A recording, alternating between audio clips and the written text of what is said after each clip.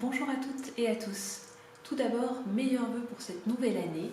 On se retrouve sur ma chaîne pour la première vidéo de 2021 et on va parler d'organisation et de bullet journal. Si vous suivez ma chaîne depuis quelques temps, vous savez que ça fait 2 années complètes que je tiens un bullet journal. J'ai commencé fin 2018 car je cherchais un moyen d'être plus organisée. Je tenais un agenda depuis de nombreuses années, mais ce n'était pas la solution idéale pour moi.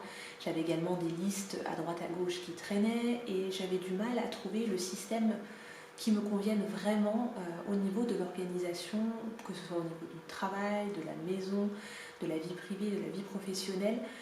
Je me suis dit que le bullet journal pouvait être une bonne chose pour moi, alors j'ai mis un petit peu de temps avant de me lancer, car je ne voyais que des versions très travaillées, très artistiques, avec beaucoup de dessins, des choses vraiment pour moi inaccessibles parce que je ne sais absolument pas dessiner. Ma fille de 6 ans dessine mieux que moi. Mais j'ai aussi pensé que la version première du bullet journal tel qu'il a été créé par Ryder Carroll était quelque chose de très simple, de vraiment purement organisationnel, sans le côté artistique, dessin, fioriture autour. Et j'ai voulu essayer, donc c'est ce que j'ai fait. Après avoir fait 2 années complètes, je pense avoir un petit peu de recul sur ce qui me convient, ce que j'ai pu faire comme choses bien, d'autres un peu moins, des choses qui me manquaient ou que j'avais fait en trop.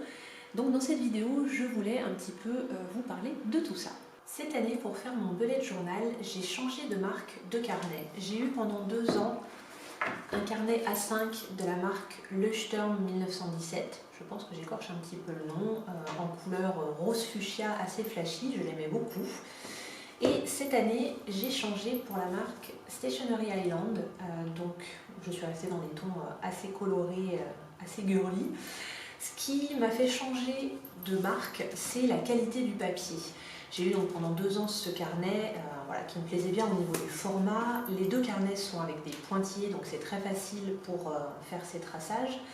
Mais le papier, j'essaie de chercher une page pour vous montrer, est relativement transparent, on va dire. Je vous ferai un zoom si vous voulez voir, mais on voit tous les traits assez forts, les couleurs assez vives.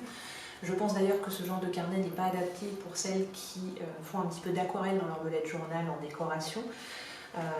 Donc voilà, l'avantage c'est qu'il y avait beaucoup de pages, c'est un 249 pages il me semble, avec un élastique et 2 petites ficelles marque page. Donc la même chose est disponible dans le nouveau carnet que j'ai pris, donc les 2 marque-pages et la ficelle. Mais il y a forcément moins de pages puisque le Leuchtturm est en 80 grammes au niveau du papier et celui-ci en 120. Donc il y a simplement 180 pages, mais je n'avais pas utilisé toutes les miennes dans le carnet de l'an dernier ni de l'année précédente. Donc je pense que ça ne posera pas de souci. Là le papier est vraiment épais, on sent la différence, il est beaucoup plus rigide. Et pour les pages que j'ai faites, il y a vraiment nettement moins de transparence. Donc je suis vraiment contente de mon choix.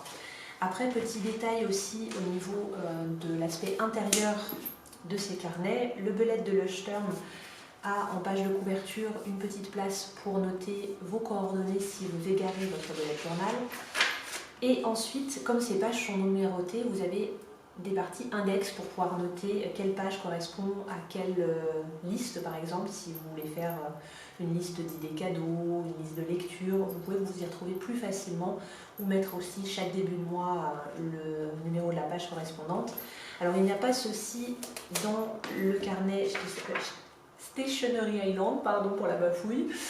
Il commence directement sur des pages et les pages ne sont pas numérotées. Pour moi, c'est pas un souci. À la fin, vous avez par contre une pochette pour pouvoir glisser des documents importants à conserver. Et dernière différence, c'est au niveau de la couleur du papier. Vous avez une légère différence de teinte. Il y en a un qui est un petit peu plus blanc. Voilà. Je vous ferai des zooms de toute façon, vous pourrez voir. Donc, Stationery Island, Leuchtturm 1917. Voilà, donc ça c'était pour vous expliquer le choix de ce nouveau carnet pour 2021. Après, au niveau de la composition de ce que j'ai mis dans mon bullet journal, donc l'organisation globale, ce qu'on appelle souvent le setup pour l'année, j'ai changé peu de choses, j'ai simplement adapté ma vision annuelle parce que j'avais fait des cases qui étaient trop petites, je vous montrerai ça en détail, et j'avais pas suffisamment de place pour noter les mois en avance, puisque le bullet journal on fait d'un mois sur l'autre ou d'une semaine sur l'autre, et quand on a des rendez-vous qui sont prévus plus tard dans l'année ou des choses à faire, des rappels, c'est bien d'avoir un endroit pour le noter. Vous verrez dans mon bullet journal, souvent tout est mis en anglais, les goals en début d'année, on parlait du setup. Moi j'aime bien mettre la version française, pareil au début de votre bullet journal, pour tout ce qui est en anglais, les keys, les clés, la légende. Moi je l'écris légende, j'aime bien, pareil pour les trackers. Moi j'ai mis suivi d'habitude, mais ça c'est vraiment quelque chose de très personnel. Donc je vais faire un zoom et vous montrer ma mise en place pour l'année 2021 et le mois de janvier. Voici mon bullet journal pour l'année 2021. On commence avec ce qu'on appelle habituellement les keys, les clés. Donc moi j'ai mis la légende. Alors elle est très simple, c'est-à-dire que vous avez les tâches en cours, terminées, annulées, reportées, les rendez-vous, donc tout ce qui est rendez-vous pour moi, pour ma famille, ainsi que mes rendez-vous professionnels, puisque je mélange mes rendez-vous pro, mon planning pro avec mon planning privé dans ce bullet journal pour n'avoir qu'un seul carnet et ne pas risquer d'erreur en ayant plusieurs endroits où je note mes rendez-vous. Et j'ai créé cette année une pastille activité, donc pour ce qui est différent des rendez-vous, c'est-à-dire mes moments de yoga, de méditation, je fais de la marche régulièrement avec des amis, les activités aussi en famille comme les sorties luge ou balades. Voilà. Pour la décoration, j'ai fait très très simple, comme vous pouvez le voir. Je vous ai dit, moi je ne suis pas une artiste, je veux quelque chose de fonctionnel et quand même un peu esthétique.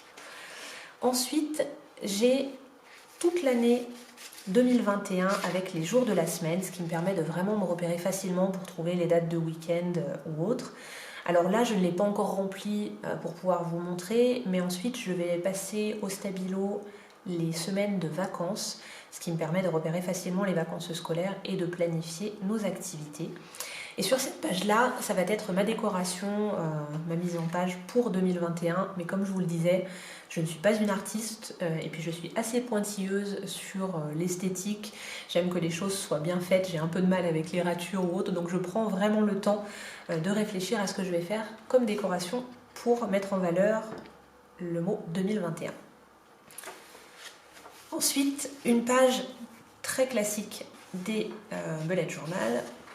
C'est ce qu'on appelle le futur log, donc une vision globale de l'année pour pouvoir noter les rendez-vous que vous avez en avance ainsi que vos projets.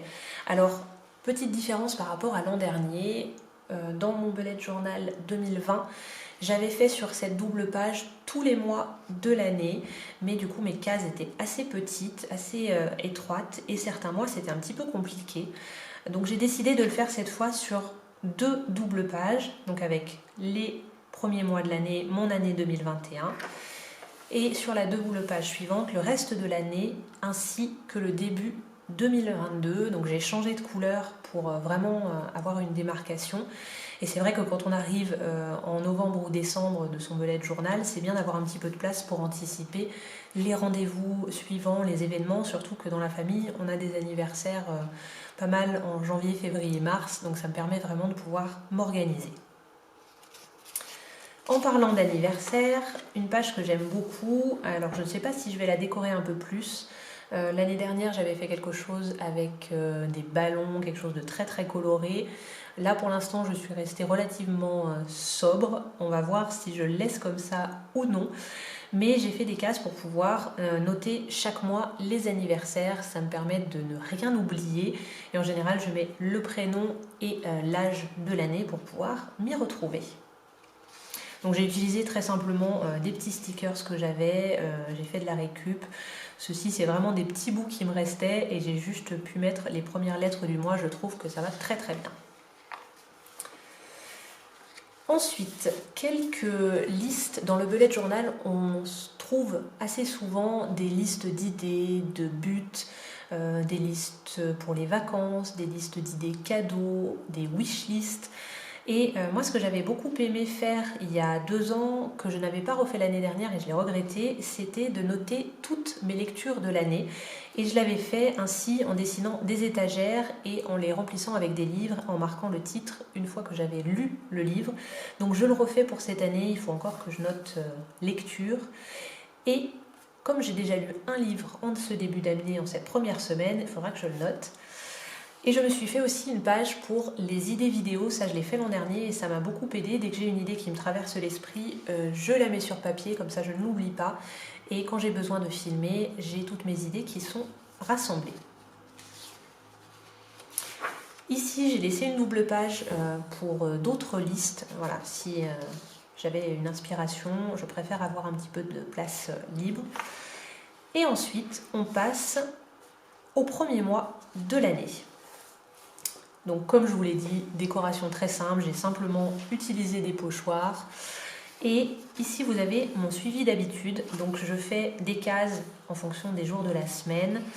Et ça va être aussi bien des suivis d'habitude, un peu développement personnel comme la méditation, la lecture, activité physique, je ne mets pas sport parce que je ne suis pas une grande sportive, mais ça va comprendre la marche, un petit peu de yoga, ce genre de choses. Après, j'ai un suivi aussi très concret, très pratique pour la maison, les changements de draps, l'arrosage des plantes, l'entretien des litières pour les chats, les poules, les œufs aussi pour suivre l'évolution de la ponte de nos compagnes gallinacées. Celui-ci, j'ai oublié de marquer le titre, c'est pour le suivi de mon cycle. Voilà, comme ça j'ai vraiment une vision globale sur le début de mois. Ici, j'ai un petit peu de place si je veux rajouter un autre tracker. Ou sinon ce sera une décoration. Et ensuite, pour la vision globale du mois de janvier, donc ça c'est vraiment la présentation avec les cases et une espèce de petit relief que je fais depuis, donc c'est la 3e année et je trouve que ça me convient très très bien. J'ai un code couleur que vous avez pu voir au début, voilà, avec les mois, qui me permet de me repérer mois par mois. Là, j'ai juste marqué un petit truc pour le début d'année et j'écris le mois ici. J'aime bien avoir ce contouring noir, je trouve que ça fait ressortir. Les cases ont juste la bonne taille pour que je puisse marquer mes rendez-vous et avoir une vision globale du mois. Et ensuite, tout est détaillé semaine par semaine. Donc pareil, une présentation toujours très sobre. Ce format un petit peu étiquette suspendue, je l'avais vu sur la chaîne qui s'appelle Les Astuces de Margot. Elle fait plein de vidéos bullet journal et j'avais beaucoup aimé cette présentation parce que pour moi c'était facile à faire et les cases journalières sont assez grandes. En début de semaine, je mets une petite liste de choses à faire. Ça remplace les to-do list qui sont souvent volantes sur des post-it, laissées à droite à gauche. Là, vous avez tout réuni en un seul endroit, c'est très pratique. Et en haut, je marque le numéro de la semaine. Et moi qui suis perfectionniste, je vais devoir corriger ça puisque je me suis trompée. La semaine 1, c'est la première semaine complète de janvier. Donc c'est celle-ci. Voilà, il faudra que je trouve une petite astuce pour corriger ça proprement. Et voilà, donc j'ai fait mon mois de janvier. J'aime bien préparer mois par mois. Je trouve que ça fait gagner du temps après, parce que dans la semaine, on est en général bien pris et on fait juste le petit remplissage quotidien. Donc ça, je prépare mon mois en général la semaine, la dernière semaine du mois précédent. Je trouve que faire cette présentation, remplir son bullet journal, préparer son bullet journal, c'est pour moi une activité détente, même si je ne dessine pas. Quand je suis concentrée là-dessus, c'est presque une méditation de pleine conscience, puisque je suis vraiment complètement concentrée sur mes traçages, l'écriture, et je ne pense à rien d'autre. Ça me vide l'esprit et c'est vraiment une activité très agréable pour moi, en plus du côté organisationnel. Voilà pour le tour de ce bullet journal de début 2021.